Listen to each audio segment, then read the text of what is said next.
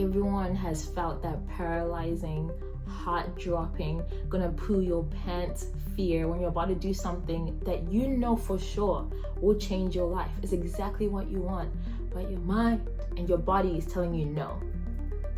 I am here to show and teach everybody how to live the life that God has called them to live. The thing about fear is you need to be bold and courageous. There is no way other than through. To defeat fear, one of the first few points is that you just have to take action. Take action. Have a non-negotiable. You do not negotiate with fear. You do not negotiate in times of taking insane steps for your life and negotiate with it. You just have to act. Give yourself 3 seconds, 5 tops, but you have to act. You have to understand that we fear what we don't know. Your brain is a failsafe. It is not your friend. It is out to make sure you stay safe and whole and quiet. Everything's peaceful, and it sees anything else as strange or new, even something that you think as fantastic, it sees it as a threat. So you have to understand that sometimes something that you're excited about, you know for sure you're excited, but you feel fearful. It's a matter of you taking action. And the more you expose yourself to something that is fully good for you, you start feeling fear towards it because you now have more information about it. That is just simple exposure therapy. But the most important of all is for you to know that you will be safe. You will make it out. You will be fine. Things will work out, but there is a cost. You have to walk through it.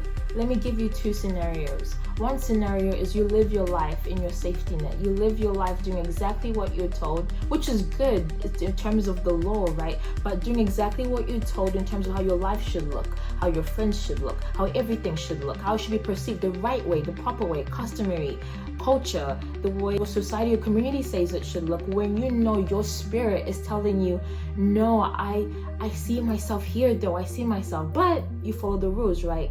That's one scenario. Now the second scenario is you do that and you stand before God and He shows you this amazing life of the life you could have lived, but you didn't because of your limits, your own belief limits and your own fear of fear.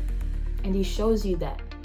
And He shows this is what you could have done, this is where you could have been, and this is where you always were meant to be, but you didn't do it because fear stopped you.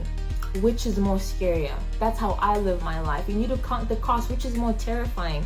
To live the life you were always meant to be called for, which is so much greater than you could ever perceive unless you take those steps, or to keep it safe. One of my favorite quotes from a great reader is Bronnie Ware. She wrote a book interviewing people on their deathbeds.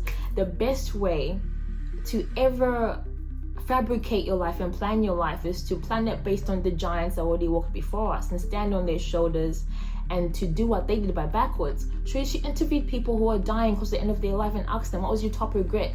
Their top regret was that I wish I had the courage to live a life true to myself, not the life others expected of me. They didn't fear or regret their failures. They regretted their silence every time they did not try but could have. They regretted every time they buried their feelings, betrayed their hearts, or wore masks just to be accepted.